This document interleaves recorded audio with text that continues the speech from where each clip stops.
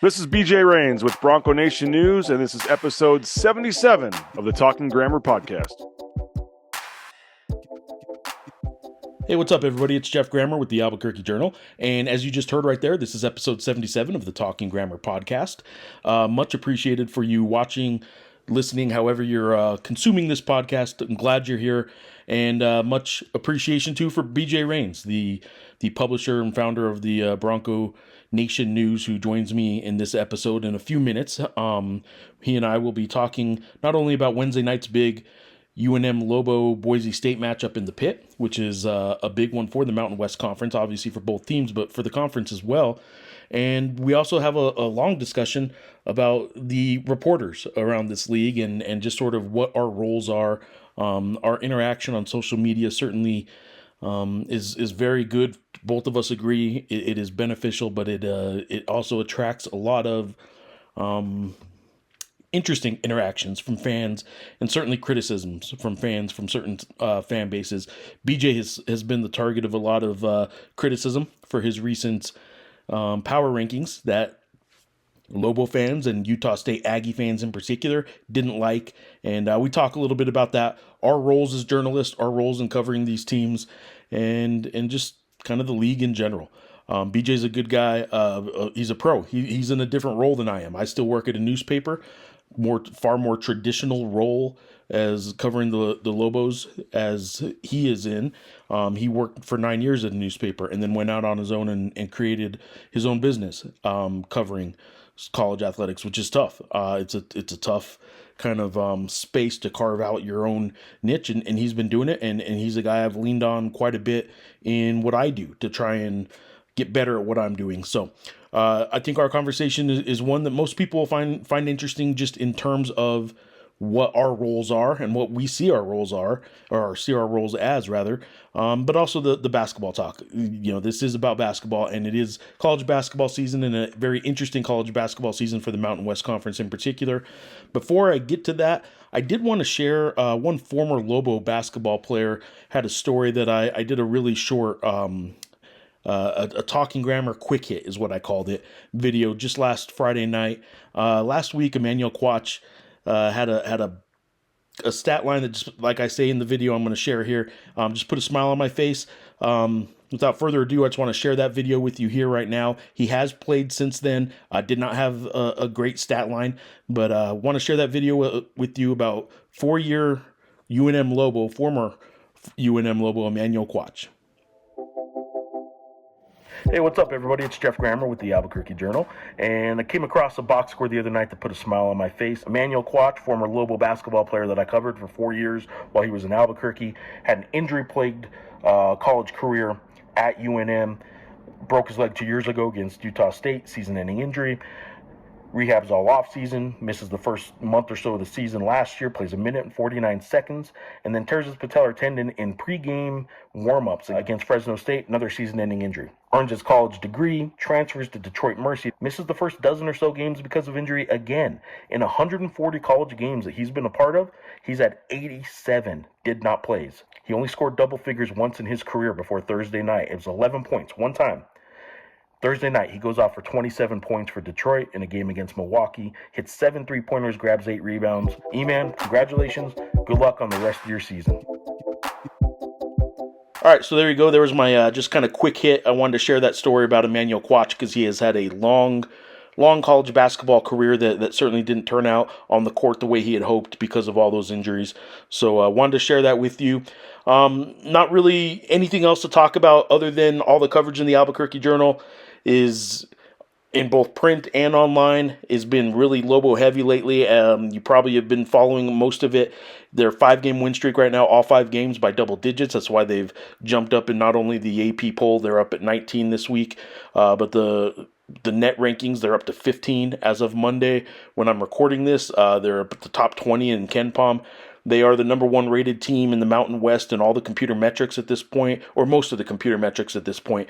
And they're having not just a good season, but this specific 5-game run that they're on is pretty dominant. It won't last, and they're not going to win the rest of their games, but right now they are as good a team as there is in the Mountain West, and I hope Lobo fans are enjoying that. Wednesday night should be a tough one though. Boise State comes to town, and they are 3-0 on the road in the Mountain West so far. So hope you enjoyed this conversation with BJ Rains, the founder and publisher of Bronco Nation News.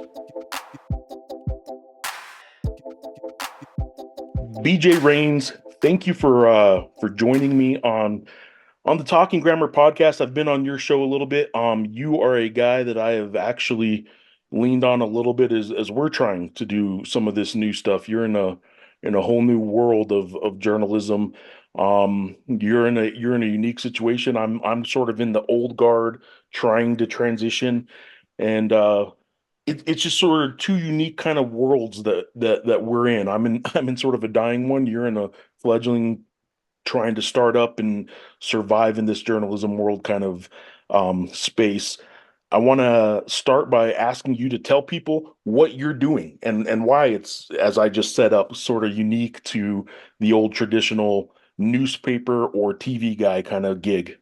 Yeah, I mean, first of all, I know you said dying breed of newspapers. I hate to see that, and certainly I'm pulling for all the newspapers to make it as long as possible. But you know, I was at the Idaho Press newspaper myself for 9 years and covering football, basketball, Boise State, Mountain West for 9 years, and just kind of saw the direction, unfortunately, that some of the things in this industry are headed, Jeff. And whether it be it was tougher to fight for travel for road games and tougher to get certain things, and just seeing that the deadlines and they weren't going to hold the paper for the game anymore, and just seeing how hard it was to cover the team in the way that I thought it needed to be covered, and just dealing with dwindling resources at newspapers. And love my time at the Idaho Press. They were great to work with. They were awesome. But every time you'd refresh Twitter and see some other paper laying people off and things happening, and I just started to wonder how I could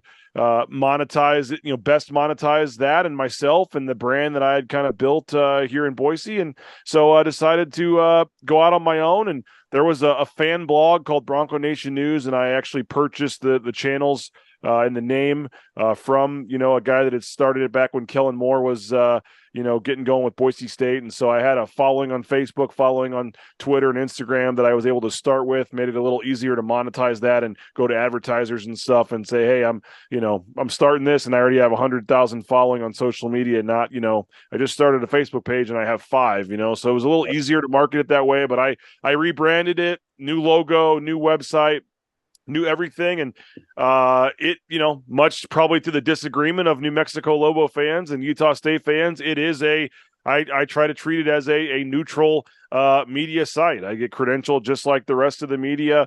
I cover the games, practices, travel on the road, and try to cover it as neutrally as I can. It is not some fan blog post site. Maybe a couple tweets here and there may make folks think otherwise, but we do the best we can to try to cover this objectively, for Boise State Mountain West related, and it's been a lot of fun. Been doing it for about 2 years now, but we do articles and stuff on the site. But the big thing is the daily morning shows. So we're live every morning, at 9 a.m. talking Boise State and Mountain West, and then I got different co-hosts that host radio shows in the afternoon and host TV sports director at the local NBC affiliate does 2 days a week with me. So I try to bring in other voices, other guys, and I pay them for that and pay them for their time. And then I do pre and post game shows as well. So I traveled I've only missed one basketball game this year. That was a St. Mary's game.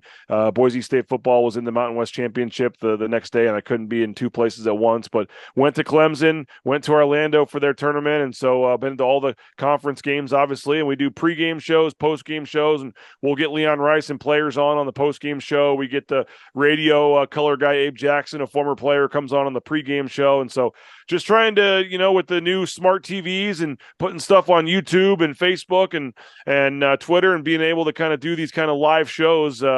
It's been a lot of fun to interact with fans and take comments on the screen during the pre or post game show. And it's been a lot of fun. But as I said, we still have a website where we have columns and articles and things like that. And mixing the two has been fun. I still think I'm kind of just scratching the surface of what Bronco Nation News and what this kind of platform can become. But it's been a lot of fun, and I look forward to continuing to build it and expanding it here in the future. I do think one of the big, in my mind, through the years, one of the big, I don't want to say misconceptions, but one of the big things that kind of our readers, right, our customers, however you want to refer to them, but the following that we have as beat writers or people that are covering an athletic department or a team specifically. If my job at the Albuquerque Journal is to give readers and subscribers of the Albuquerque Journal as much Lobo basketball content as I can give them, I think people misconstrue that, especially on social media, as me being a Lobo fan. When I list 7 times a week, I find some new list that shows where the Lobos rank in this or where the Lobos rank in that. And I say, hey, Sure. look, the Lobos did this. They're 5 games in a row where they've done this or that. Yeah. I think it comes across to a lot of people who interact with far more non-journalists. They interact with their friends and their family and their coworkers and whatever, who probably are maybe a little more fan oriented than us. But I do think what we do comes across to the average person. And we have to realize that sometimes. That they think we're fans because we're giving them so much Lobo content, or in your case, so much Boise State content. That doesn't make you a fan. It makes you doing your job because your job is to give as much Boise State or Lobo content as we can. And I say all that we both well, let me say one other thing before I ask you what I really want to ask you about the fan interaction on social media. Um, I've covered a Lobo basketball team that was right here when I started covering them a decade or so ago, and they just took a dip for about a decade, right? They're just now getting back into it. So I didn't cover a team that was in NCAA tournament conversations for a good 8 years or so of the past decade.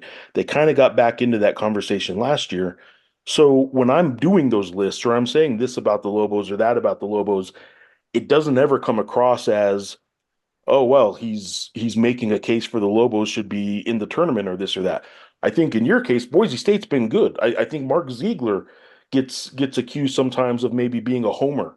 But San Diego State's good every year. So when he covers a good team and Yeah. you're covering a good Boise State basketball team, you're covering them in the context of they're in this conversation.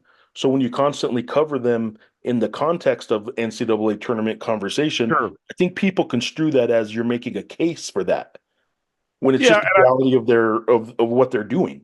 Yeah, and I would say in general, like I get it. Like my website is called Bronco Nation News. Like Sure. I get it. I can see why.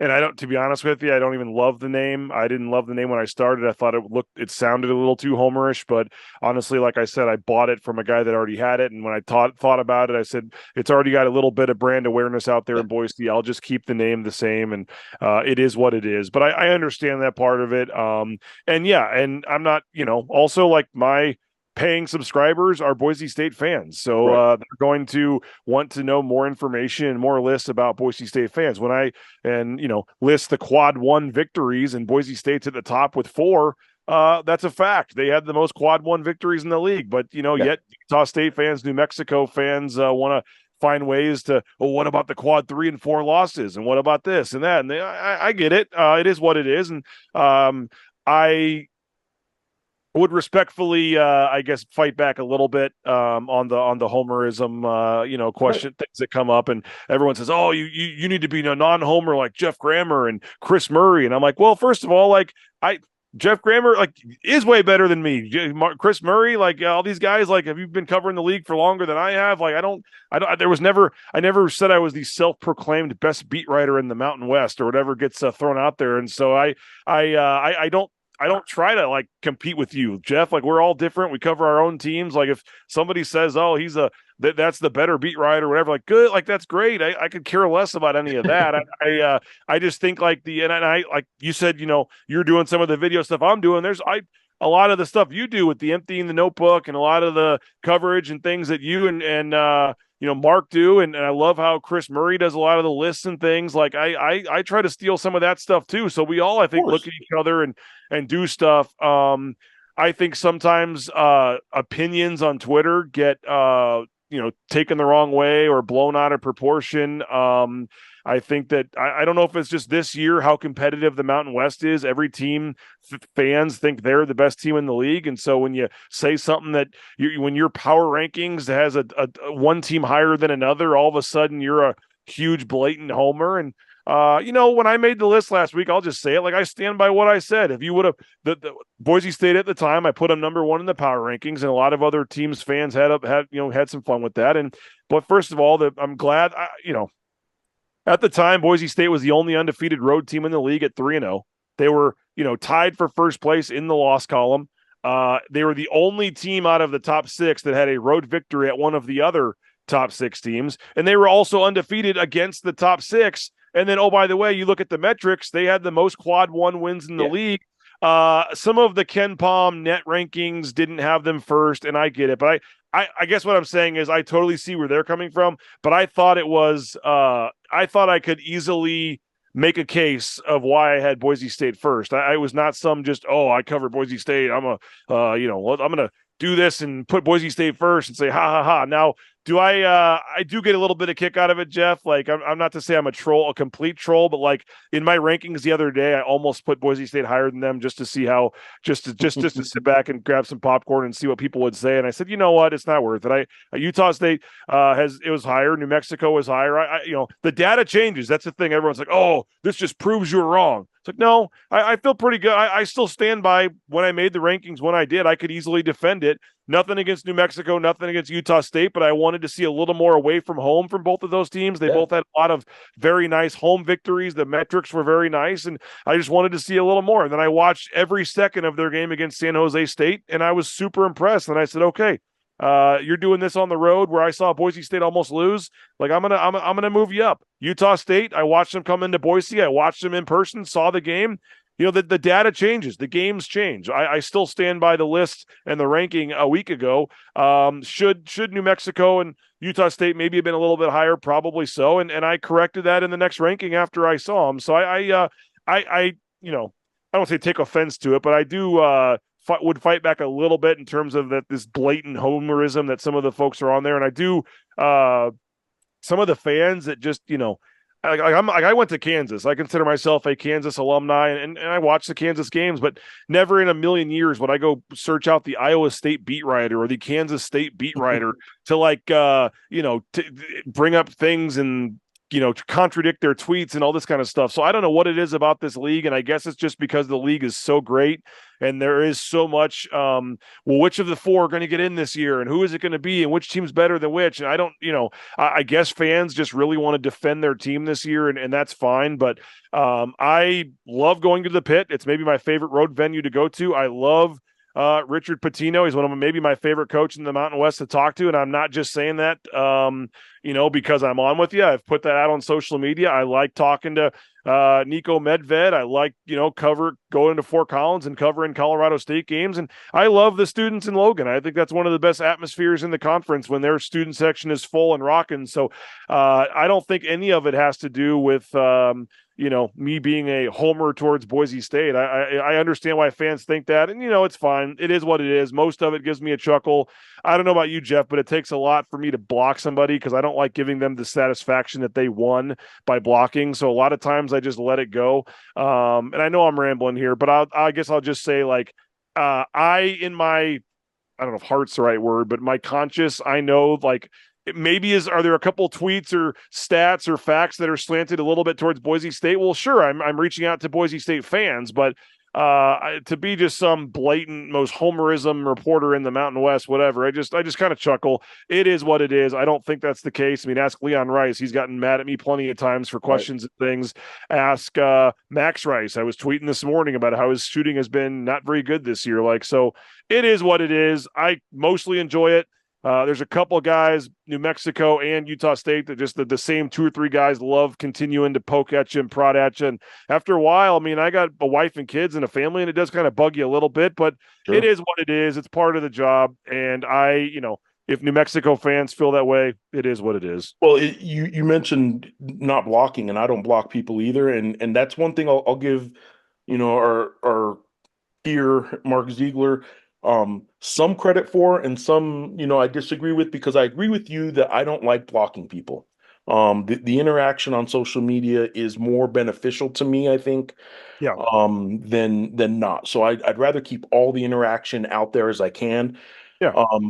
But man, there are times that it would be better if we just kind of took the that route and maybe blocked more people because we don't have to put up with that sometimes. That said, we do. I think you and I both, and I think some others around the league are pretty good at it too. Everybody loves you. You don't get any hate, Jeff. Come Oh on. man, you should see some of the coverage of the NMSU UNM stuff over the past year and a half. But anyway, we will. I'll move on to this. You kind of touched on it a little bit, but I want to ask you, why do you hate the UNM Lobos and all of their fans? I know you just touched on it, but I'm just going to point blank ask you, why do you hate the Lobos, BJ Rains? I don't. I don't. I like Richard Pitino. I like going to the pit. You, It's my favorite well, place I was to going go. to say your preseason media day interview with Richard with Patino was awesome, man. And the baseball topic that I'm sure will be coming up in the next couple days. I thought his answer was funny. That's why Patino's funny, but also the fact that like Leon, after all the baseball stuff, still Yeah. was more than happy to talk with me when he saw me there, and I'm sure he didn't like my coverage of it, and I'm sure UNM and the baseball coach here, who I don't know, I haven't talked to him about it, but didn't like your coverage of it. But the thing about both of our stories with that whole baseball situation last year was you wrote when you talked to Leon Rice, he says something about the baseball team did something, right? You report on it, but you reached out to UNM the second it happened and gave them an opportunity to give their side, right? I About did, and I 3 weeks or actually saw the text message again today because I was reaching out to their SID about coming to town this week and stuff. And yeah, I actually see that I did try before I wrote it, and they didn't want to say anything. So you go with what you have. and a month later, I write a story that is basically just UNM side. So there's Lobo fans that see all that and they're like, "Look, BJ just gave Leon side." Well, no, BJ tried to get more than just Leon side and couldn't. Yeah, And then a month later, I get a report that's all written by UNM employees and the officers that were there in the hallway. There was no Boise State side, but I reached out to Jeremiah and I reached out to everybody at Boise State for comment, and it didn't, they wanted it at that point to die down and go away. So my yeah, story then's like a one-sided Lobo story with reaching out to Boise State. So everyone's like, "Oh, Jeff's side of the story is one-sided." We both yeah. did what we're supposed to do in that That's situation. kind of a journal. Yeah, as you said, a journalism thing. What can you do? Like, you take the one side for what it's worth. You don't just not report. I mean, Right. Leon, just went off, and I saw with my own eyes. The two coaches talking to the ref. I saw all that stuff happening, Oh so I yeah. knew something had happened. And he went on his own. And on the New Mexico side, they claim it didn't happen. He embellished it, whatever, because in part, and again, this isn't on you, but the UNM report only quotes and talks to UNM Absolutely. people. So I knew for a fact that Leon Rice and some of the people at Boise State were a little perturbed or upset or curious, I guess, as to why not a single person from Boise State was talked to as part of the report. Now, does that change things or whatever? Who knows? But yeah, Leon started talking. I posted the video, asked UNM. They didn't want to talk about it. So I said I wrote what Leon said. Is that me fabricating a story or making it up when you're directly quoting the source and the coach? I don't think that's the case. And if that's the angst, I guess, that some New Mexico fans have with me, that's perfectly fine. But I like I said, I love coming down there. I love some of the restaurants there, and I'm not just saying this so they're like nice to me when I come to town. I like I said, it all basically stemmed from one power rankings where I just thought a Yeah. lot of the big wins were at home, and I'm a big metrics guy too, Jeff. Like I know, like strength of schedule matters to me and stuff like that, and they were in the 200s, I think, in non-conference strength of schedule, Yeah. or at least weren't great. And so my whole thing was I just want to see a little more away from home. And I saw that against New Mexico, and then I watched the Nevada game last night or Sunday night, and I was unbelievably impressed with what they've done. So the data can change and the opinions can change, and it's not. I just I those were as I saw it a week ago, and like I said, I still think I can very easily defend that all 11 of my list. It was not some troll job or I'm a big Boise State homer or whatever. Some again. I have no problem with New Mexico fans. I find it kind of funny actually that so many of them take time out of their day to like search my Twitter feed and try to tweet at me and stuff like that. I guess that's a badge of honor. I don't know. It happens in this league. It has to happen in this league more than anywhere else. Cause like I said, I would never imagine reaching out to the, Texas Tech beat writer. Cause I didn't like what he said about Texas Tech versus Kansas. And maybe that's because of the profession I'm in. But it is what it is. Like I said, there's only one or two guys that really bothered me. For the most part, I laugh it off and it's kind of funny. But I do want to set the record straight. And again, I'm not just saying this. I have no issue with New Mexico. Jamal Mashburn Jr. was one of my favorite interviews at Media Days. I love talking to him, and it was an awesome interview. And I'm probably going to replay part of it on the pregame show. And I fully expect New Mexico to go down there and Boise State to go down there and probably have a tough time against New Mexico. I'm thinking that's a game New Mexico probably can win rather easily and probably play well in and win, but just because of that atmosphere. And I love the Pit, man. I think Boise State fans could take such a lesson from how the Pit is, and I've told numerous people this. It's not just when there's a big defensive possession. They're making noise in the Pit on literally every defensive possession. And I think that if you're a Boise State marketing person or you're a Boise State fan, like I've said this on shows and publicly, like it's one thing to get, loud in the Colorado State game when there's 2 minutes left and it's tied, but it's different when it's 14 minutes left in the first half, a random possession, and you're at the Pit and that place is going crazy when Boise State's got the ball. The atmosphere at the Pit last year, Jeff, I forget all the surroundings of the game and all that. I know it was a close game. Obviously had the baseball thing, but that was, and I said it at the time and I'll still say it, was in my 11 years of covering the Mountain West.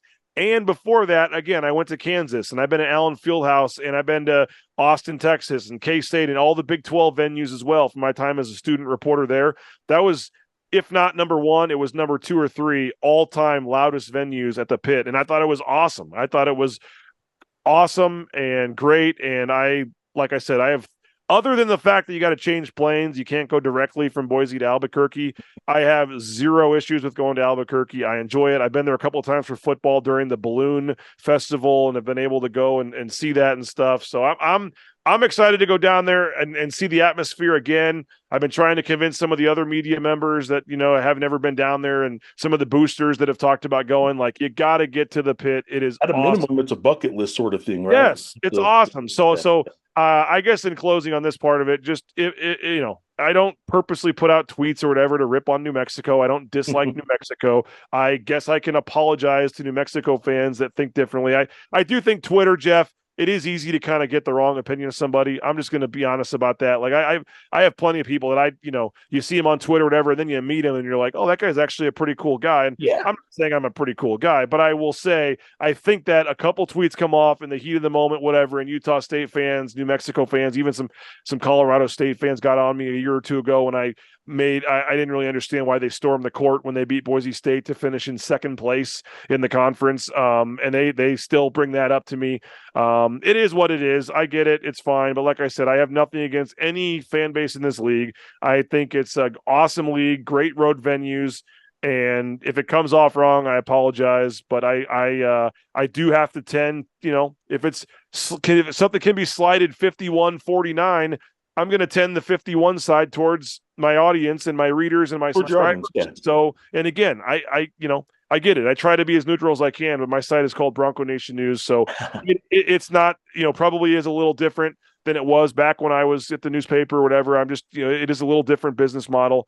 But I try to be as objective as I can. And sometimes that may not come across to other fans from around the league. But I think if they were to give me, I think they're a little misguided or don't totally understand me. But it is what it is. I get it, but I enjoy the rivalries. I enjoy the games and enjoy the back and forth. And as long as it's all clean, good fun, and you're not, getting the rock story or yeah. And that's what I'm saying. I have no problem with that, as long as it's just old. But some of these guys that literally bookmark this stuff and just wait till the second the game's over to come back at you and just attack you. Yeah. Yeah, it is. But I come back when you're right. I enjoy the, they never come back and remind you when you were right about something. No, they don't do that. But I'm not going to lie. I had some post bookmarked for the Utah State game that I was ready to use and didn't get a chance to do that. And there may be a couple 3 or 4 if Boise State on the 1% chance were to win on Wednesday that I would have some fun with. But it's fun. I wish there was a sarcastic thing on Twitter. Like I said, I literally almost just 100% for fun and to see how, poke the bear a little more, almost kept Boise State ahead of both teams in my new power rankings just to see what the reaction would be. And I said, you know what, like they don't understand me. They don't know I'm kidding around here. I'm not gonna. It's not worth it. But I wish there was a red, a red button that you're whatever, like a different kind of Sarcasm font. font or something that you could have. Because anyone that truly knows me, I do, probably hurt myself that I'm on social media a lot. I probably could take a step back and maybe not always respond to people and always kind of put things out there. But I do think that for the most part, I think I'm misunderstood a little bit by the opposing team's fan bases, and you know, it's fine. I enjoy it. I I enjoy think the most people get it. I think most keep people it get what clean, you. keep it clean, and have fun with it. And I got no problem with it at all. All right, let's wrap up with this. We haven't even talked about the game yet. Come I on, know, Jeff. let's bullet point the game. If the Broncos, if Boise State comes into the pit on Wednesday night and wins, it's because of what? I would say really bad shooting performances from Mashburn and House and Dent. They just all happen to have off nights on the same night. I would say it would be Boise State not getting in foul trouble. They don't have a very deep bench, and with the pressure that New Mexico plays at and the crowd and the pit, it's just, you see some teams get some fouls there, and it is what it is. And which, by the way, me before the game listing who the refs are does not mean that or where they're all located from. Also turned into something about Utah State that I was complaining about the refs before the game even happened. But I'd list the referees too. yeah, Yeah. all three of them happen to be from Utah. I just found that to be an interesting note. Utah State's coming to Boise, and I just said random fact, and this was an hour before the game when they give you the sheet of who the refs are. I just said all three are from Boise or from Utah. Utah, and it is what it is. They were terrible for both teams. I said Danny Sprinkle didn't deserve that technical. I thought it was terrible, but somehow because of the pregame tweet saying that it was a C officiating crew who all happened to be from Utah, that came across again. And I guess I can see how it would, but those are the kind of things that they're just looking for stuff to keep Sure. to keep prodding and whatever. But I would say foul trouble could be an issue for Boise State. They don't have a ton of depth. But I think they need to make some shots. Like Max Rice has really, really, really been struggling. You could say Max Rice may need to have 20 points or something for them to have a chance. He's just been missing a lot of these short shots and floaters. And I still would think that opposing coaches are worried when he shoots a three. But it just, and maybe he's due for one of these, 5 for 7 games, but he just, for whatever reason this year, the shots that went in last year just aren't falling in. He's been in an extended shooting slump for a long time. And they don't have a ton behind him that deserve to play over him. So he's still out there and the shots and he's still shooting and they're waiting for him to go in. And for this year, they just really haven't. And so I would say, if Boise State's going to win, Max Rice has to have a strong game. You have to keep Degenhart and Abo out of foul trouble, and both of them have to have good games. And they're going to have to hit some threes. I mean, they're going to have to probably make 10-plus threes, and they're going to have to, like I said, play unbelievably good defense, hope for some off shooting nights from some of New Mexico's better players.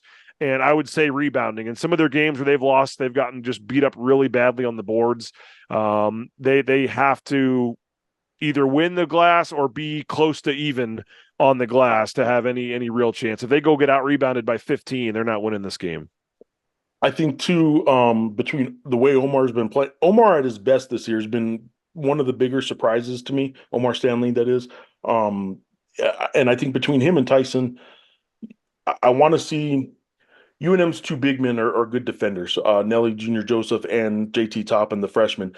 I do want to see JT maybe get matched up with either one of those guys, but Tyson in particular, and see how good he is against an elite big. Because when Jaden Ledee came in here, it was mostly Nelly Jr. Joseph, who's a fourth-year guy and a big, bulky guy, defending him. I want to see the freshman JT Toppin get challenged a little bit with like a Degenhart and see how he handles that and stay. And I think, by the way, sorry to cut you off, but I think Tyson Degenhart's career high. I'm trying to look it up real quick, but I believe his career high came at the pit. That game that went to overtime, I believe he 2 years ago, he just absolutely took over.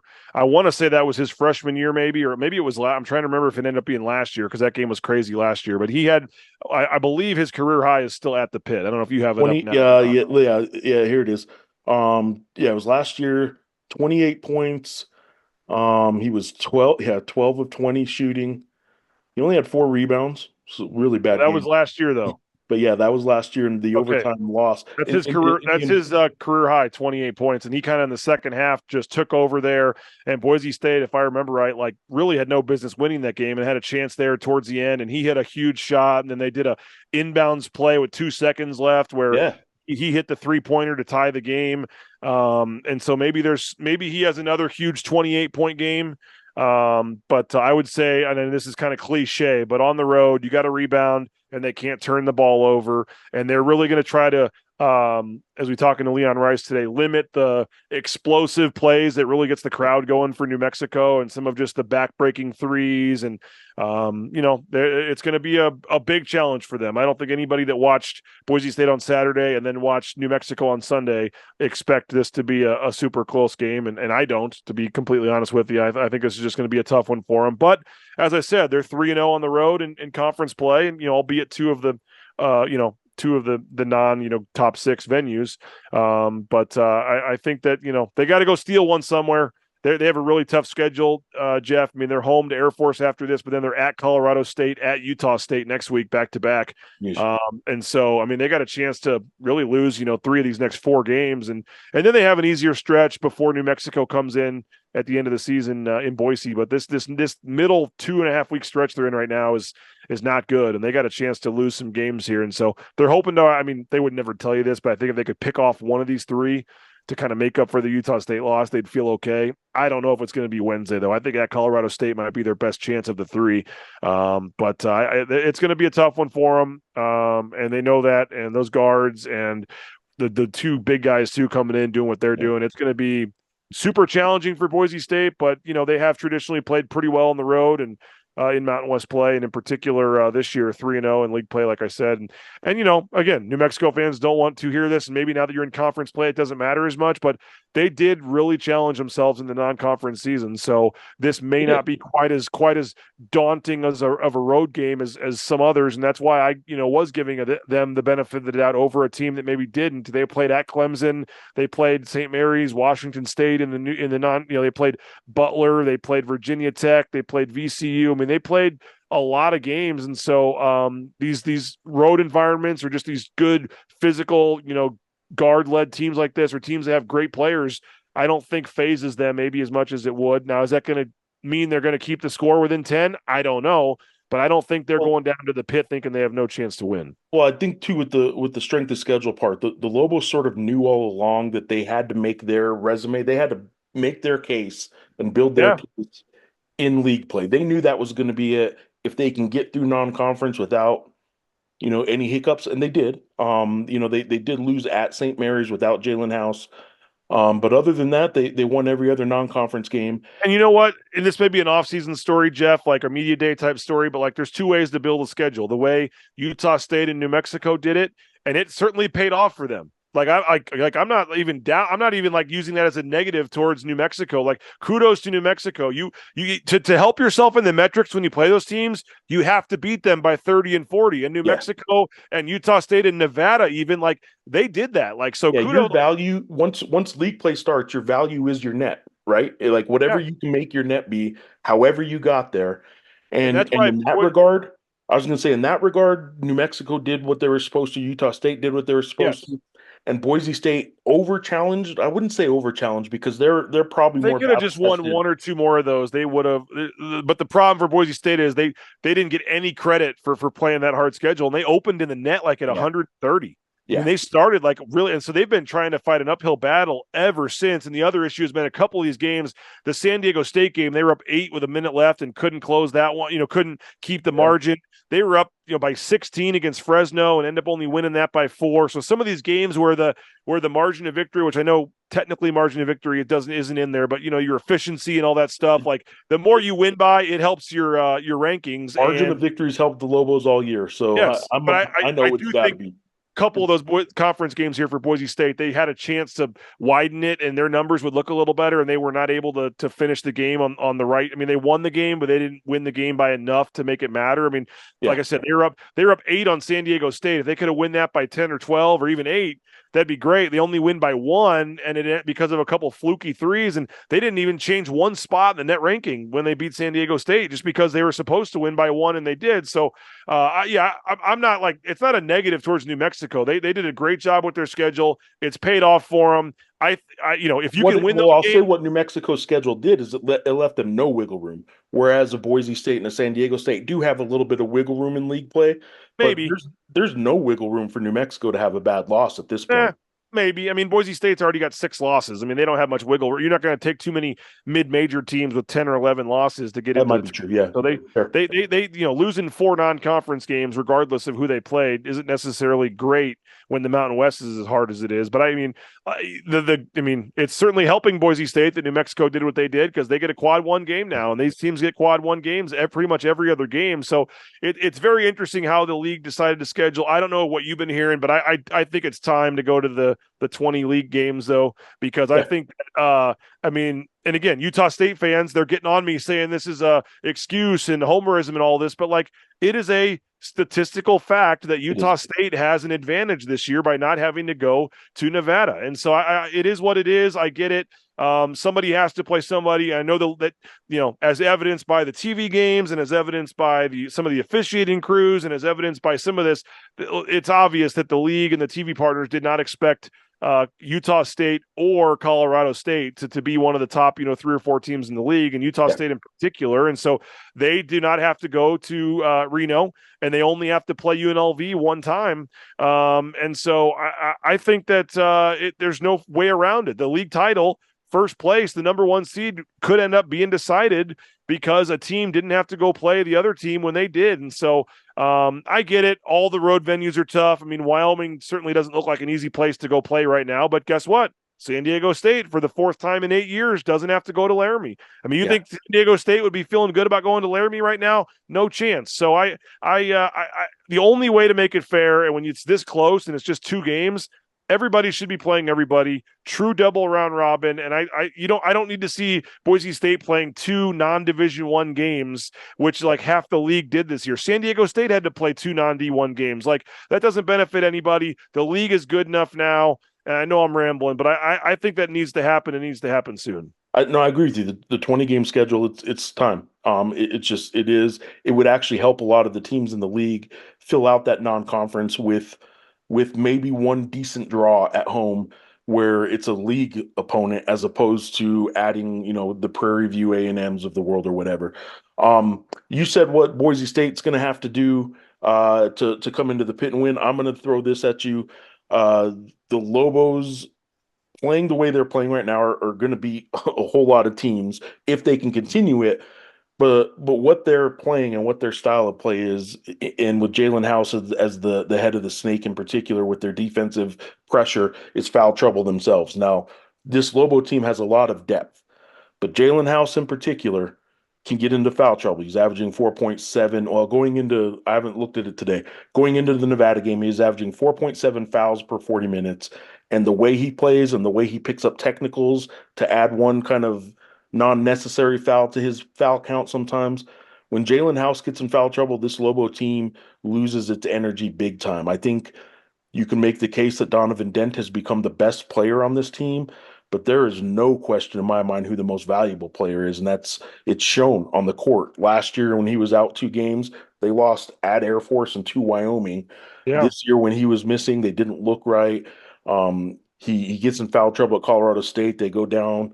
Like, I think Jalen House, who might be hated by 10 teams in this Mountain West Conference and fan bases, he is the most valuable player to maybe in this league right now, but certainly to the Lobos. And if he can stay out of foul trouble, they're a pretty good team. Hey, I'll just. Oh, sorry. Go ahead. If he gets into the foul trouble because he's swatting a little bit too much, the Lobos are gettable. They've shown that they can be got when Jalen House can't stay out of foul trouble. And I will just say, like, those 3 guards, like, I don't think a lot of people thought that was going to work, like, around the conference. Like, how do they make people here didn't? How do they all get their shots? How are they all happy? Like, major kudos to Richard Pitino and his staff, and those players obviously as well. But to have 3 all Mountain West caliber guards like that, and to see the improvement that Dent has made has just been unbelievable. And I mean, I don't. There may be some in the conversation just because of how many good veteran guards there are in the league this year, but like that trio and how they're all scoring at the rate they are, and all getting the shots, and all seemingly, publicly making it work. Yeah. It's been super impressive. It really has. Yeah, and I've been impressed covering them. I do think here's my you can accuse the Albuquerque Journal writer of being a homer here, but I do think the Lobos A game is the best in the league. I haven't seen they haven't convinced me yet that they're consistent enough to always have that A game, but they've had Sure. it for 5 games in a row, that's for sure. Yeah. Well, that's Uh, all I wanted to see was them have that A game a little more away from home, yeah, because and so I saw what happened in the UNLV game, and I forget where else, but we, as you know, I mean, their schedule's pretty backloaded in terms of the tough road games. I think their last 4 road games are the top 4, and I've yes, been in the league, and I've been telling people. Like I fully expected New Mexico to, I think it was 21-3. I think I was when I think New Mexico is going to get to 21-3 and be 9-2 in league before we really find out what they can do away from home. But right. once you start winning that much, you get confidence. You think you're good whether you are or not, and they are extremely good. But that's kind of what happened to Utah State too. I was just kind of waiting for them to come back down to earth, and it obviously is now not going to happen probably. So No, you're uh, telling me I'm the same way with Utah State. I've been waiting like, oh, good story. That's nice. That's a good story. yeah, and And that's why I then had them 5th. I want to And see then them next thing I from know, home. yeah, next thing I know, I realized, wait, that's not just a good story. Like who am I to sort of pat them on the head like, oh, look how cute you guys are. No, Yeah. they're pretty damn good, and I didn't realize it for a long time. Yeah, and that's why I admitted for them and New Mexico that I was, wrong. I guess. Yes, I'm admitting it. It's hard for me to say, but I was wrong about, and like I said, a lot of that was just because the home court is so good in this league. It's just really hard for me to Yeah, get a gauge on whether is a team actually this good, or are they getting calls because they're at home and the crowd's going crazy and the other team's caving in. Like I don't know. When we've played 3 or 4 or 5 conference games, I think we'll have a better idea as the teams play each other twice. And again, this might upset some people, but like I still think on a neutral court, I'd take Boise State over Utah State. Like right now, I think I still want Boise State wins that game 7 or 8 times out of 10. They had a couple really bad turnovers. They missed a free throw with 7 seconds left, and the guy came down and hit a shot, and it went to overtime. Like, does that automatically mean Utah State is a much better team than Boise State? Like, you can make a strong case. They're in sole possession of first place. They have a better record, and they just won on their home floor. Like, sure, but in terms of who is actually the better team, and you put them in the Mountain West tournament on a neutral floor, like I'm not sure I wouldn't still take Boise State. And so I guess that's what makes it so hard to judge these teams when you're just basing it off of where they've played and who they've played. In New Mexico, again, this is not some slight at New Mexico. They've had a pretty favorable schedule yeah, in league play in terms of playing all these teams at home and beating them pretty badly. I want to see when they go to the other venues like Viejas and like Colorado, or I guess they went to Utah yeah. That's the State. one tough road place they've already played. Yes, so they got to go to Boise State still. I Boise think, State, Nevada, San Diego State, Wyoming, and Utah State. So those are yeah, their 5 road games left, which and you and would you say throw right in now are Wyoming. maybe Yeah, some of the 5 hardest places to go play right now. So yeah, again, that's kind of my basis, I guess, to wrap this up in terms of just it's just so hard to put what someone does at home versus is that really how good they are, or were they just having a heck of a day in front of a sellout crowd, and when they go play on the road now, are they going to lose by this many? And like yeah, Utah State, I know they did beat UNLV, but like they were down double digits, like they should have lost that game. And so that's why I had that kind of factored in with them, seeing what they also did when they came to the pit. I just I don't know. It's a very good league, very competitive. Every game, another team is better, and I truly believe we're not going to until that last game is played and all the data is in, and we have everyone playing the home and homes and all that. And again, we don't even get that this year with Utah State and Nevada. Which again, if that decides the title, if Utah State wins yeah. this league by 1 game, now Utah State fans will go, oh, it's just as hard to go to Wyoming or wherever. Like I get it, but when the data is not the same. I don't think that's right. And you can play the speculative game. Who would have won this, or they would have won this anyway. You don't think it's No, you're right. benefited? You don't think it's benefited San Diego State? Only 4 of the last 8 years having to not go to Laramie.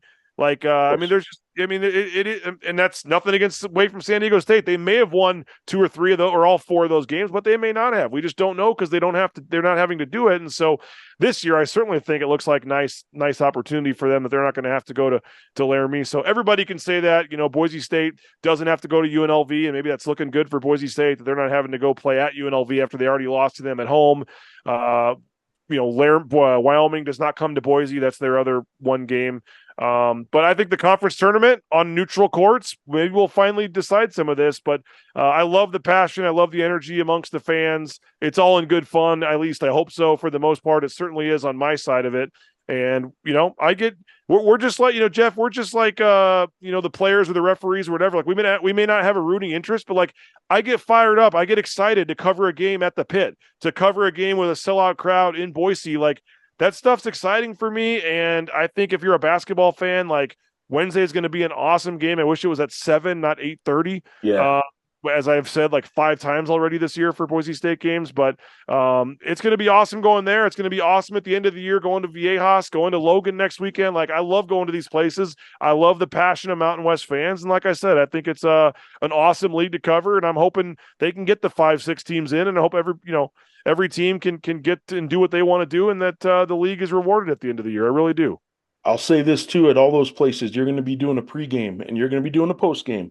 And the fans don't just have to be from Boise to follow along. A lot of your stuff is available for everyone, not just the subscribers. A lot of Yeah. your I think all the YouTube stuff for the most part, I think everything on YouTube All the is pre and post game shows are free. We're yeah. live courtside pregame, live courtside postgame, and yeah, I actually would love to get some opposing fans in there because I think if you over time watch my shows and hear what I actually say and Yeah. not just pick and choose a couple tweets, you'll see that I'm very complimentary to other teams in the league.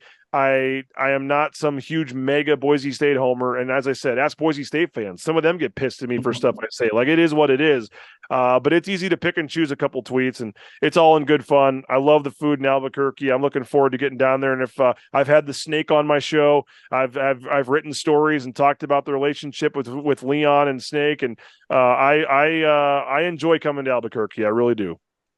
I'm closing it with this. Unlike BJ, I am more than happy to tell all of you viewers and listeners and fans across the Mountain West, I hate everybody. I hate everybody. I am the New Mexico State Aggie that is covering the Lobos, and BJ, I had never been to Boise, man, before I took this job. I did not go to Boise State. I went to Kansas. I'm a Midwest guy. I had never stepped foot in Idaho before my first day on the job when I came out here in 2013. So I literally have, other than sure, is it better for business? Is it better for readership? As you know, like when the team's doing well, more people care, more advertisers care. Like, yeah, I'm not going to deny that, but I really don't live and die on press row with every shot that goes up, and I really don't care. I'm just there to cover the game. And sure, the coaches and players are in better moods if they win and all this, but I don't have one single piece of Boise State clothing in my closet. My wife and kids may, but I don't. I'm not a Boise State fan. I don't. It is what it is. And like I said, I have no ties. I didn't go to the school. And I guess that makes it a little easier than if I went to another school in the league or something, as as you deal with rivalry stuff there, with the New Mexico State. But no, is it better for business when they win? Sure. But is it something where I'm sitting there every game just on press row, living and dying with every shot, hoping they win? No. And like I said, I hope New Mexico fans and others maybe will take a little deeper dive to see hopefully that I'm not the horrible homer everyone thinks I am. BJ, I appreciate you for coming on. I do think it is worth noting for all those fans watching all of us, like for the most part, I think we all in this Mountain West media space get along. There are some good journalists in this league. I do believe that, not just because I'm a part of it, but I think this league has some really good people trying to bring the coverage to a whole lot of really good media markets, or not big media markets or necessarily good media markets, but good fan bases that deserve this kind of coverage, I guess is what I'm trying to say. And it's not happening everywhere around this country anymore. A lot of programs, a lot of college basketball programs, and football, obviously, too, and that's a different beast. Yeah. In two markets, especially, right? Two different ends of the spectrum in Boise and New Mexico for football. But with basketball, there's not a whole lot of places covering it like a lot of the Mountain West markets are still covering it. So I do hope some fans show a little bit of appreciation for that. That's me on a soapbox a little bit as a journalist, but Yeah. there's I a do lot agree with you, though. of Everyone's good guys, and we've tried it a couple of times, haven't made it work to get the full media, but we've had some of us have gone out at tournaments or nights yeah. before and had dinner together, and you and I are hopefully going to get together for dinner tomorrow night. Yep. I'm not going to say the location so they don't poison my food or anything, but No, that is fun. Going to see when Mark comes to town, trying to have dinner with him or a drink or just to say hello and Yeah. catch up and seeing all these different beat writers. Kevin Lytle up there with Colorado State and a lot of different guys. That is a fun part of the job is getting to catch up with you guys and see everybody in the media room at the conference tournament and joking around and everything. I still miss the days of Dave Pilipovich giving you crap in the back, when you're eating your popcorn there at one of the. You had a question or interrupted your dinner or something. I forget what happened, but all it's all fun on social media, but it really is all love, behind the scenes. And I do think we have all the media do have a pretty good relationship for sure. BJ Rains, thank you for coming on the podcast. We will see you, I guess this week, a big game. They all seem big in the Mountain West, but he will be on Media Row in the pit. Don't tell him that. Don't tell him that. All you Lobo fans, make sure to tune in if you aren't in the pit already when he's doing his pregame show. And thanks for coming on. Maybe we'll do something around tournament time too, where we kind of do a roundtable of. You're coming on my pregame show, so they can come hear you. It's just Bronco Nation News. You can search on YouTube. It's youtube.com/Bronco Nation News. We'll be live about an hour before tip-off, as we are for every game. I'll have the radio guy on, as I said, if you want to get the Boise State perspective. And then, Jeff, you're nice enough that you're going to join me as well to talk about the Lobos. So even if they don't want to hear me, maybe they'll come on youtube.com/Bronco Nation News to hear you. BJ Rains, thanks for coming on, man. Thank you, buddy. Appreciate it. All right. Well, hope you enjoyed that conversation with BJ Rains. Greatly appreciated that he would come on the Talking Grammar podcast and kind of address a lot of the criticism he's been getting from a lot of Lobo fans. It is criticism I've gotten through the years. I do think it's worth noting that for the better part of the past decade, while he and I have both been in this league, Boise State's been much better in general than the Lobos. So when people see him cover his team and he's covering it in the context of they're in the NCAA tournament conversation, or they're just having more success, they see that coverage as him being more of a homer. Whereas I've been criticized often over the past decade as being overly critical of a Lobo program when they coincidentally happen to be having their worst decade in the modern era. Since the pit's been open, this is the longest postseason drought they've had. There are 10 years between NCAA tournaments. They had some pretty bad seasons. They fired a coach in Craig Neal. They fired a coach in Paul Weir. They had some rough go of it, and maybe sometimes the success or failures or success or struggles, rather, of the team cloud people's opinion of the reporter. I honestly believe, not just because I'm one of the journalists in this league, I think the Mountain West Conference has some fantastic, top-notch coverage of most of the teams in this conference, despite it not being at a level maybe that the national reporters are paying that much attention to. Not a whole lot of 2-3 newspaper towns in this